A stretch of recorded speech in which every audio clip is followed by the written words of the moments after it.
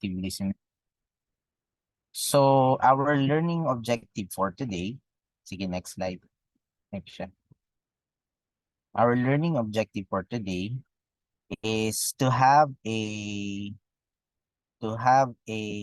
interactive discussion on the basic communication knowledge and skills, and also to understand the need for active listening in the practice of family medicine. Next. Sige, next. What are the reasons for consultation? Next. So we have many reasons for patients seeking consultation sa ating mga clinics. And mainly, we have biomedical reasons kung saan yung ating patients are presenting with physical symptoms. But sometimes, patients do come to our clinics because of psychosocial reasons. Like for example, anxiety, or they have ano lang, they have something in their minds na pag minsan kasi when they talk to a physician like us, um parang they give it gives them the sense of guidance, 'di ba? Siguro nakikita niyo yun sa practice niyo sa inyong mga clinics na bakit kaya tong patient na to pumupunta sa atin? Wala naman akong makitang physical na presentation. Sige, next slide. So for the purpose of our discussion, we will be discussing a little bit of our psychosocial model of disease and illness. So the biopsychosocial model of disease and illness recognizes that health and wellness are shaped by the complex interaction of biologic, psychological, and social variables. Recognizing and understanding and responding to all factors that affect health requires the health provider to integrate the biological aspects of the disease with the psychological and social aspects of the patient. The goal of this model is to develop a patient-centered care plan that is realistic in order to achieve the best possible health outcome. Okay, next. So biopsychosocial context. So we do a holistic approach to treat the underlying illnesses. So lagi nating dinidiscuss yan that when we see patients, dapat holistic ang approach natin. It is for us to in order for us to address also the anxiety of the patient, health education, and giving psychosocial support. So pag minsan hindi gamot ang kailangan ng ating mga pasyente, pag minsan psychosocial support malaking tulong na yan.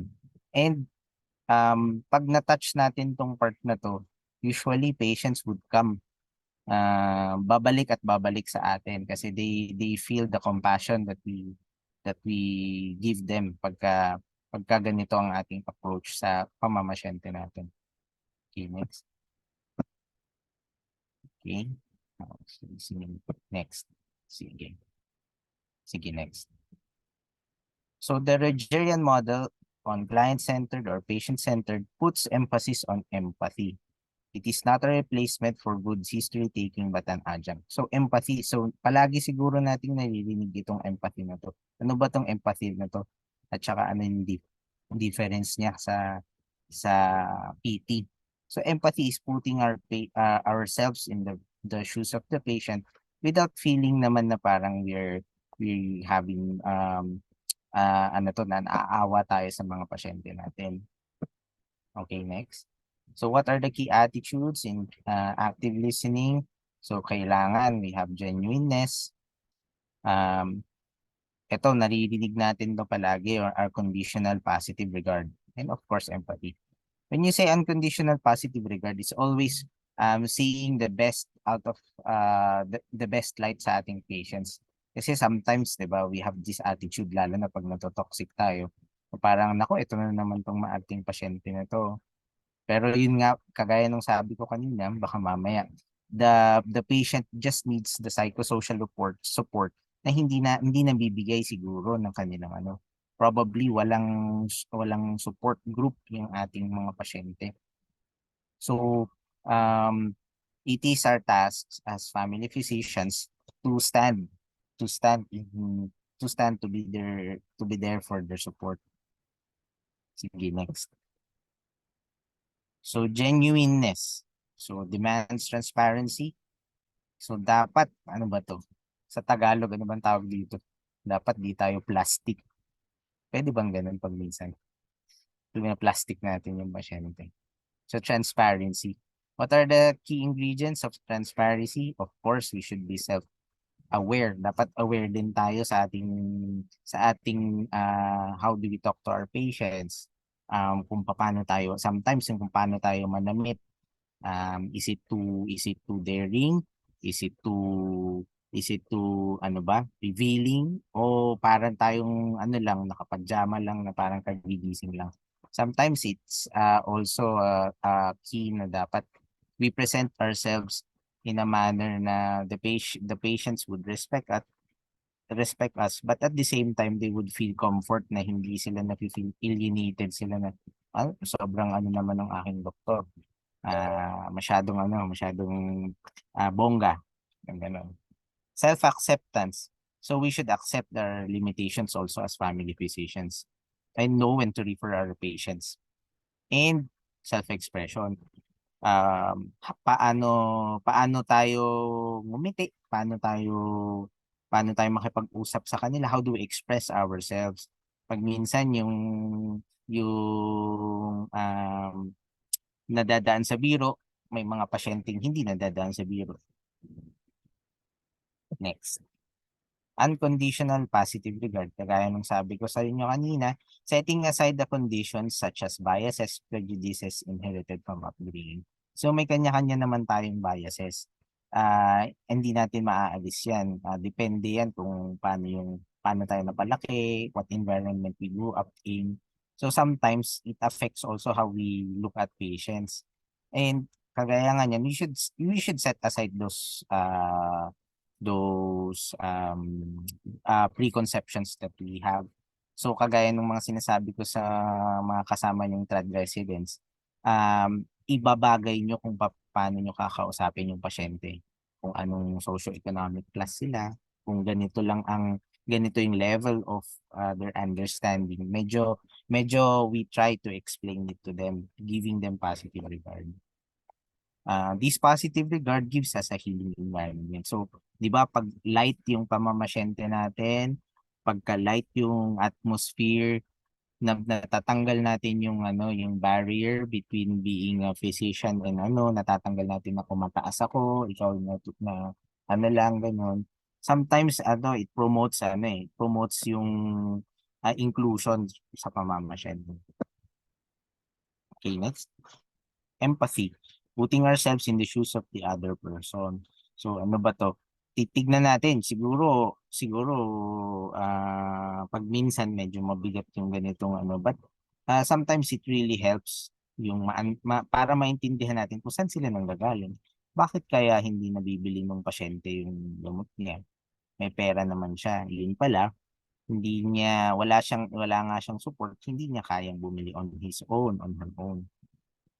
So, ayun. And then finally, next, rapport. Rapport, malaking bagay ito sa pamamasyente natin sa ating mga clinics. Kasi kapag hindi mo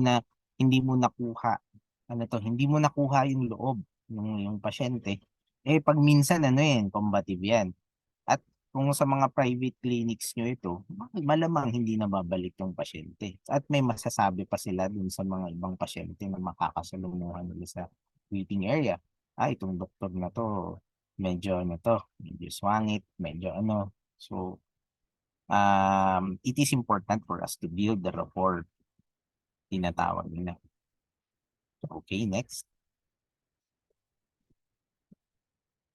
So, active listening skills have this. Next section. We have these 5. Some books may may anim pa na sinasabi, but for the purpose of discussion, ito yung importante sa atin. Attending, bracketing, leading, reflecting, and probing. Okay, next. Attending skills. Ito yung sinasabi ko na body language on how we present ourselves sa ating mga pasyente. It is a non-verbal communication. It is a way we communicate our message to our patients. So, eto, maririnig nyo to. Importante to ha, huwag niyong kakalimutan yung lovers na sinasabi, lumalabas sa exam to. Ano kaya tong lovers na ito? Well, it's a mnemonic for how we attend to our patients. So, L for leaning forward. O, open stance. V, voice of compassion. E, eye contact. And R, relaxed. And S, sit at an angle. So, sometimes the tone can help de-escalate and distress an angry patient. So, yung voice of compassion na sinasabi natin, this is referred to an emotional contagion effect where your emotional state can affect another person. So, di ba pag minsan, on how we deliver our message to our patients, pag minsan umaapekto rin ito eh. Kung medyo apprehensive yung pasyente, medyo dapat dadagdagan natin ng konting konting babawasan natin yung tono, yung kung paano natin i-deliver. Importante sa atin yung eye contact kasi pagka hindi tayo nakikipag-eye contact sa ating pasyente, baka sabihin nila hindi niya alam yung sinasabi ng doktor. And relax. Pag namasyente ka, relax ka lang, it will also, the patient will also emulate this na, si doctor, medyo hindi siya uptight na ano. So, pag relax siya, mag-relax din yung patient. And of course, an angle, tinuturo sa amin to, yung proper positioning ng patient, tsaka ng sa ating clinics. Pero I guess during the pandemic, medyo nabago ito eh.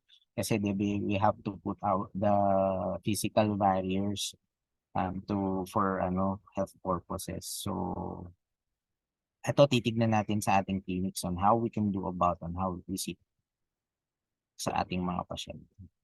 Okay, next. So this graph will tell us that in attending skills, the bulk of how we communicate what we want with the patient, how we communicate, how we do our physical exam, how we communicate the condition of the patient, malaking bagay yung body language na sinasabi. Yung tono sumusunod at pag minsan yung words, direct words lang sinasabi natin, malaking bagay na sa patient. Okay, next. So ito, same lang kanina, 55% of communication is body language. Next, bracketing. So bracketing is a mental skill. It's a non-verbal skill. It is setting aside one thoughts, feelings, and judgment that diffract us from empathizing to our patient. So kagaya ng sinabi ko kanina, yung positive regard sa ating pasyente, it's also this one. Kasi hindi naman natin maaalis na we have also our own biases. Pero when we look at patients, example ko siguro yung mga pasyenteng nakakita ko sa HIV clinic, 'di ba? We have our biases towards the sexual practices, ganyan, 'di ba? Well, I try to bracket yung aking mga preconception kasi kung hindi ko tatanggalin yun, ah hindi magkakaroon ng magandang hindi magkakaroon ng magandang clinic experience yung pasyente. So we should set aside our feelings, yung ating thoughts, at importante yung judgment. Dito pumapasok yung stigma kasi pag may judgment na tayo. Okay, next. Bracketing, we place ourselves in the other person's shoes. So empathy, we listen more than you talk.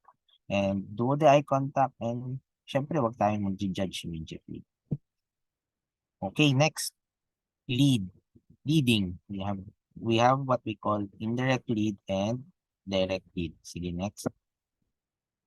So leading is an open invitation for our patients to talk about anything he wishes. So sometimes we do these questions pagka nag-history taking tayo. Kunwari, nag-start ng magsalita yung pasyente, sabi natin, sige, ano pa? Tapos ano nangyari? Sa book, sinasabi, words like, when the patient is in communication, yes, go on, and then. Okay, next.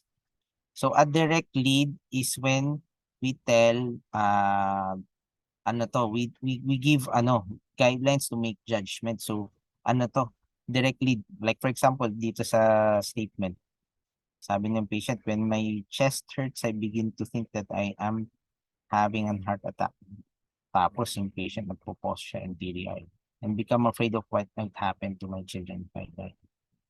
So, pag lead, sabihin natin, tell me more about what you are afraid of. So, sabihin mo sa akin, ano bang kinakatakot mo? So, dun papasok yung mamaya, discuss natin yung ECM. Okay, next. Ito yung, sa picture, ito yung sinasabi ko na 45 degree.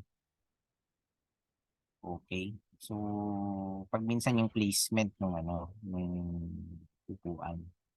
Okay, next. Reflecting skills.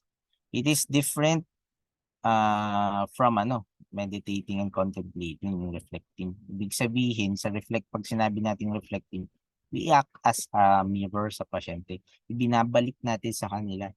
Parang tayo yung magpapaalala sa kanila kung ano yung mga naiisip nila. So, hindi ito reflecting yung magme-meditate muna ako. Ganun. It's more of us physicians being a mirror sa ating mga pasyente. Okay, next. Reflecting skills. Ito yung tatlo. We reflect the content, we reflect the feeling, and we reflect the experience. Tingnan natin sa mga next slides ko. So how do we reflect content? So it's a way of repackaging or rephrasing the verbal content of what we say, of what the patient says. So there are two ways of doing this. Number one is paraphrasing or summarizing the words kung ano yung sinabi ng pasyente in a much digestible statement. Few words, clearer words, pointing out yung mga important key points dun sa sinasabi niya. That's paraphrasing. And perception checking is the same with paraphrasing but more of a question na tinatanong natin sa pasyente. Ganun ba? Ganito ba? Okay. Next. So for example, dito sa case natin na ito, 45-year-old man walks in the office, sits down, then stands up, and he looks out the door when his wife standing. He shuts the door and sits down again. Sabi niya, Doctor, a month ago I had sore throat. So when I went to the doctor and he gave me penicillin for the day. So I took it for 7 days and went away. But a week later, I had the sore throat again. So patient shifts. Sabi na, the doctor gave me amoxicillin this time and I took and the sore throat went away but a few days ago. The patient takes handkerchief cramples, the sore throats come back again. Boys become siya. So paano kaya natin to I think this slide should supposedly is sorry, I haven't check on this. I think this is parang way of paraphrasing sana. Exercise for this one. So probably if you have more time, you could do exercise on it. So paano natin, sige, bigay ko na lang. So how do we paraphrase this? This is the third time you had the sore throat and you can't understand why it keeps coming back. So di ba? Yun yung paraphrasing using fewer words dun sa binanggit niya. Out of the 4 statements, we say the third time you had sore throat, you can't understand why it keeps coming back. Pag perception checking naman, we say this is the third time you had a sore throat and you can't understand why it keeps coming back. Is that it? So we give this statement, is that it?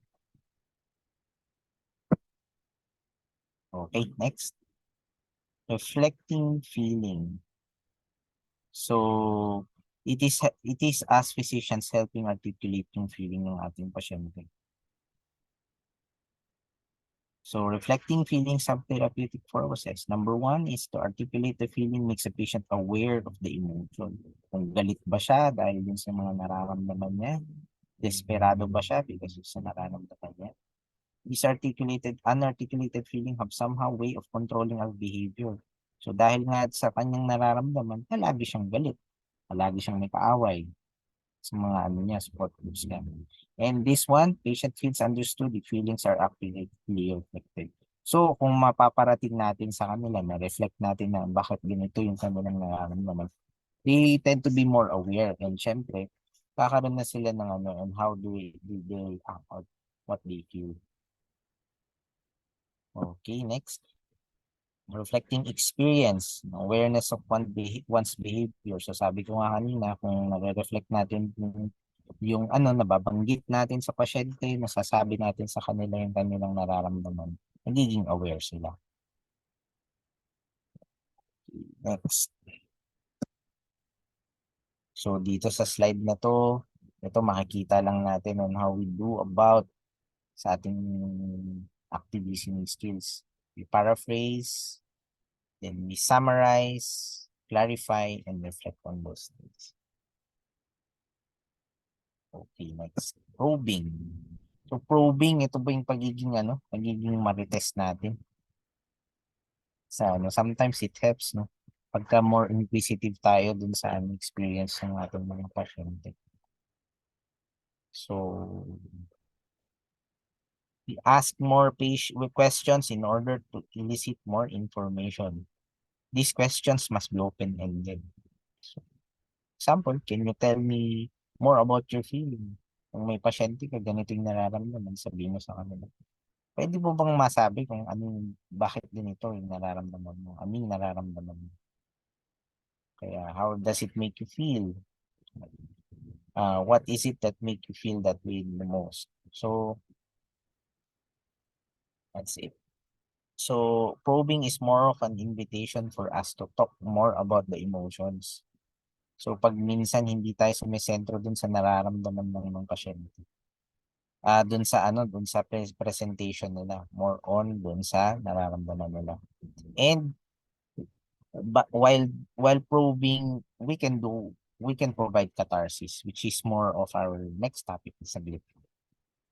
So in summary, active listening skills is used as an adjunct in our history taking and physical examination. The component of biopsychosocial consultation enables us to provide only the rational and scientific medical management, but also compassionate and empathic care.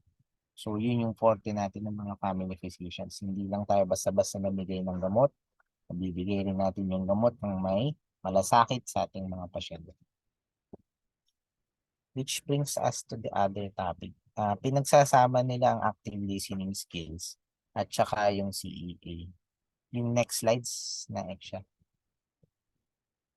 CEA tsaka yung active listening skills kasi we use active listening skills when we do catharsis, education, and action.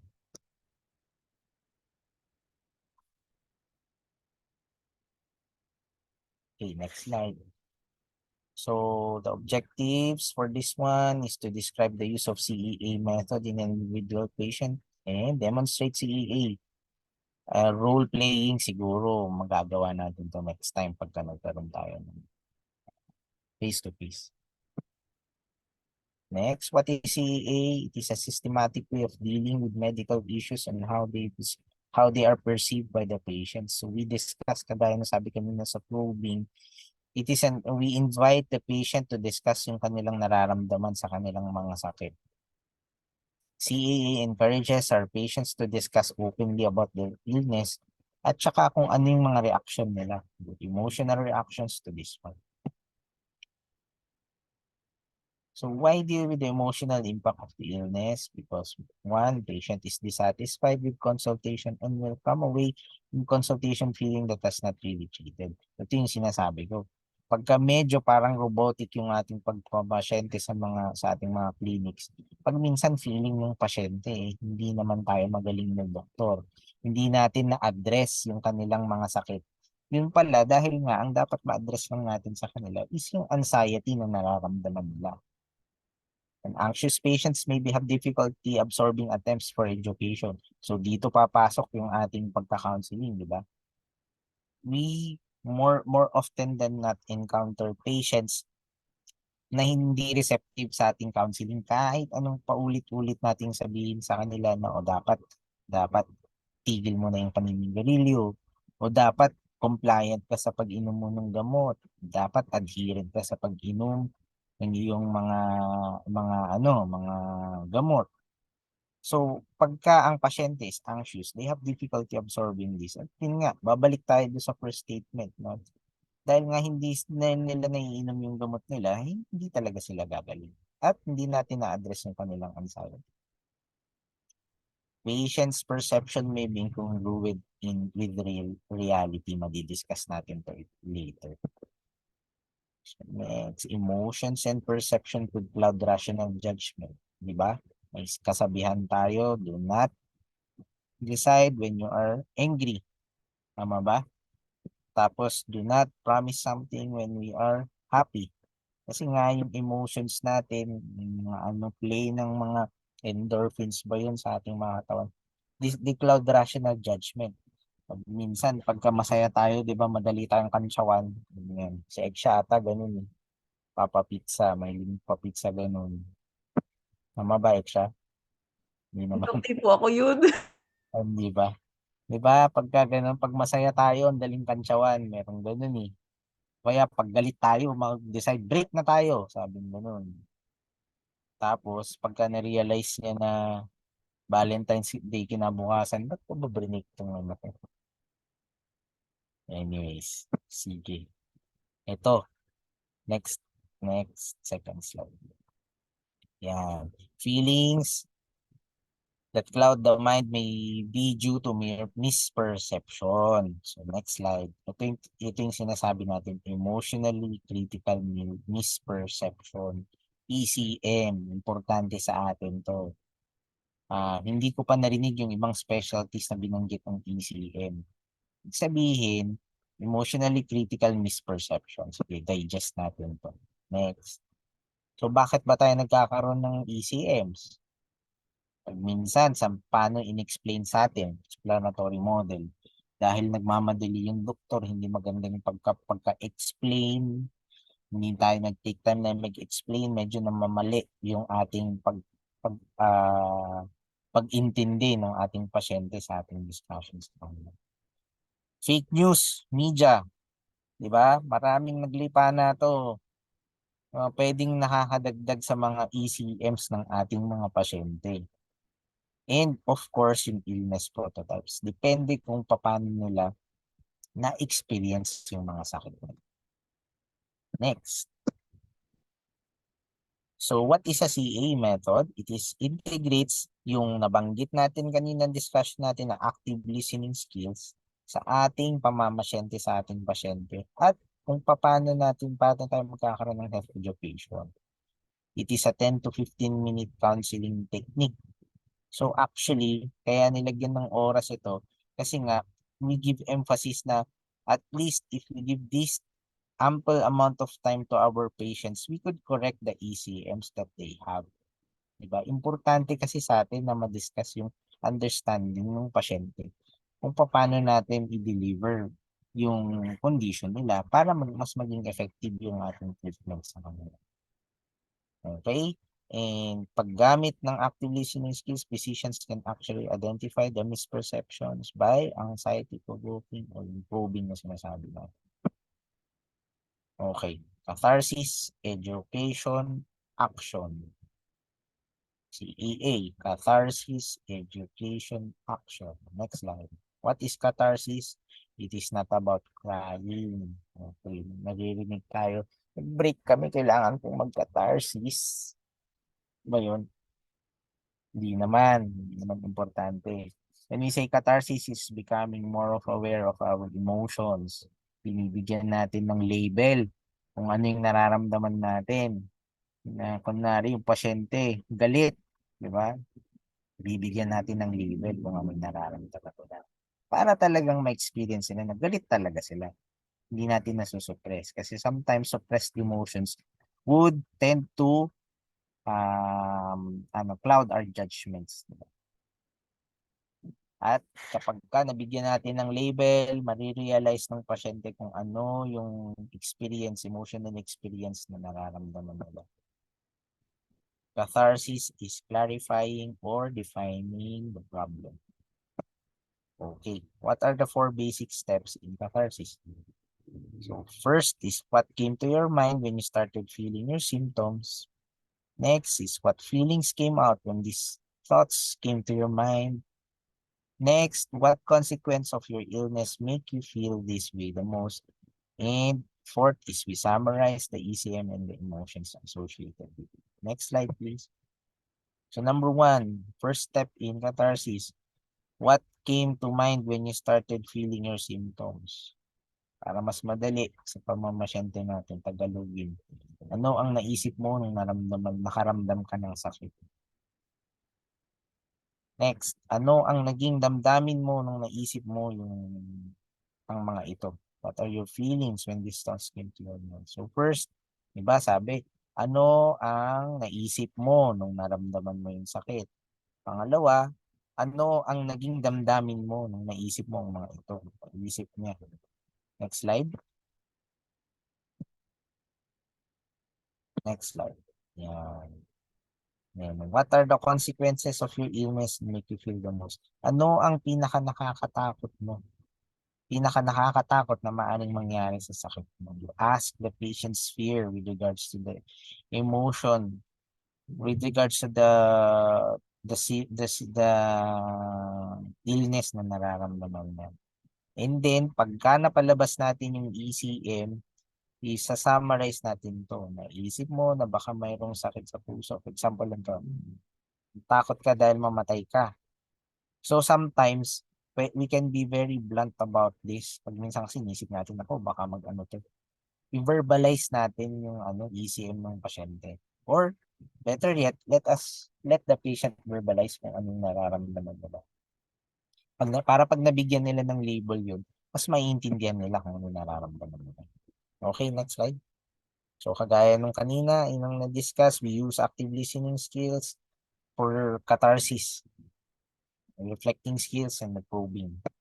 Next. So why do we do catharsis? So emphasis lang, why do we do catharsis is for the patient to be able to ventilate, articulate the emotions that they are feeling. Diba pag minsan mga ganito lang tayo, mag-vent lang ako ng sama ng loob. Maganda siya, di ba? Sa tingin ko may mga ganitong experience tayo, katoksikan, gandang vinevent lang ng mga emotions na yan. It also helps sa mga pasyente, lalo na sa mga pasyente natin. Pag nag-ventilate nila yung mga emotions na nararamdaman nila.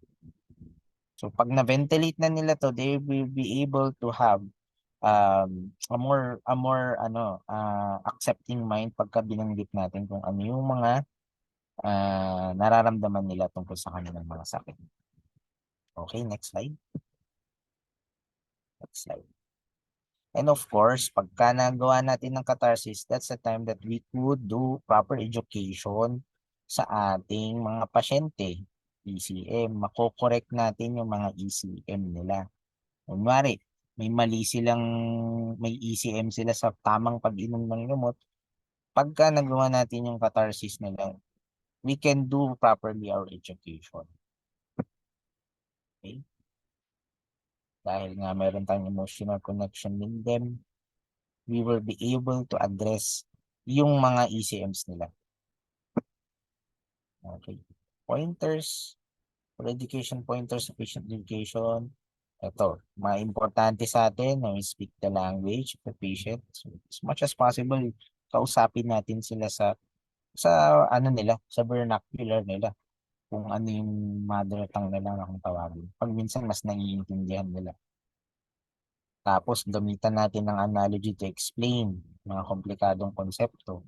So, ah ako for example sa pamamasyente ko, how do I explain yung mga komplikadong mga concepts na yan? Kung ano yung malapit din sa akin para mas madali ko ring ma-explain sa kanila. Mahilig ba sa ganitong pasyente? Ikaw, ganun din. General speak the evidence-based medicine language. Ito, importante sa pag minsan kasi Pag namasyente tayo, we give emotional, yung mga jargon na hindi nila naiintindihan. Pag mas simple, mas naiintindihan ng pasyente, mas ma-appreciate nila. And yun nga, yung mga misperceptions nila, yung mga ECMs nila, mas marirelate natin kapag yun nga, use this vernacular. So, kapag mayroong matinding anxiety yung pasyente, it is important to reassure them and i-correct natin yung mga misperceptions nila. Dapat firm din tayo on how we correct these misperceptions. So, ayan. Next, sabi nga, ask concern questions. Doesn't it concern you that? Type natin yung mga, hindi ba ito nakaka-apekto sa'yo ng ganito? Hirap mag-Tagalog. I think we're towards our last two slides. Next. And of course, kapag nagawa na natin na malaman yung ECM nila through catharsis, we were able to impart yung tamang understanding sa education, then we can do action. Okay? So, ma-educate na natin sila, dapat magkaroon tayo ng action plan. Tapos, dapat ma-recheck din natin kung tamang naiintindihan nila yung ating action plan. Na-correct natin yung ECM at saka na-impart natin yung proper education. Action plan includes your management, diagnostic, education. Ibig sabihin lang nito, pagka right then and there, nakita mo nung may ECM yung pasyente, dapat ma-address na natin siya kaagad. Para pag binanggit natin yung plan, yung management natin, mas madali na lang. And then, pass follow-up with questions, point outs, we clarify or ask important learning, feelings check, and specific date and time. So, ibig sabihin lang nito, pagka nagawa na natin yung CEA, importante pag sinara natin yung ating counseling CEA, tanong natin, no, anong nararamdaman mo? Nakatulong ba? Ganyan. So, we also have to do a feelings check. Baka naman may hindi pa tayo na-address ng mga ECMs nila. Nakailangan pa nating ECEA ulit. Ibig sabihin lang nito, ang CEA, hindi lang siya minsanan. Ibig sabihin, CEA natin, pagka may need na nakikita kong ECM sa kanila. I think that's my last slide. Medyo, ano lang to, siguro yun, binaverbalize lang natin yung skills na tingin ko matagal nyo nang ginagawa. Matagal na natin ginagawa sa mga clinics natin. At saka dun sa mga hindi pa, siguro it's time for us to do this, ang ating active listening skills, and we do CEA sa ating mga pasyente to have a better experience, clinical experience. So, do we have any questions, clarifications, violent reactions?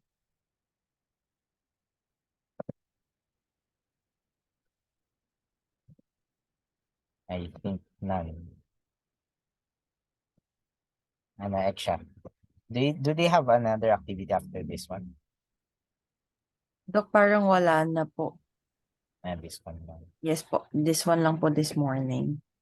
Sige. So, I hope mas nakatulong kaysa nakaano. Baka mamaya nakadagdag sa confusion nila, no? Diba? Ano to, ano ka, Eksha? Mag-picture attendance ka ba? Sure po, Dok. Pa-open na lang po ng cams if wala na pong questions. Ano lang, ano? Ano ba to? Nagmarites lang tayo. Hello guys, good morning. Doc Britannico, parang morning Doc, nagkape ka na?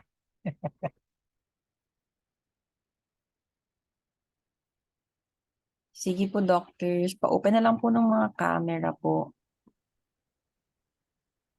Sige po. Ayan. 1, 2, 3. Smile po. Isa pa po. 1, 2, 3. Smile po. So, thank you so much po, doctors. Thank you so much, Doc Zeus, for Thank you Sorry, session. multitasking tayo at Okay lang po, Doc. nag-attend ako ng Thank you, Doc. kumpil. May question ba? Do you have questions? Wala na? So far Alright. po, no questions naman po, Doc. Thank you so much po, Doc Thank Zeus. you. Thank you. Have a nice day, everyone. Happy weekend po.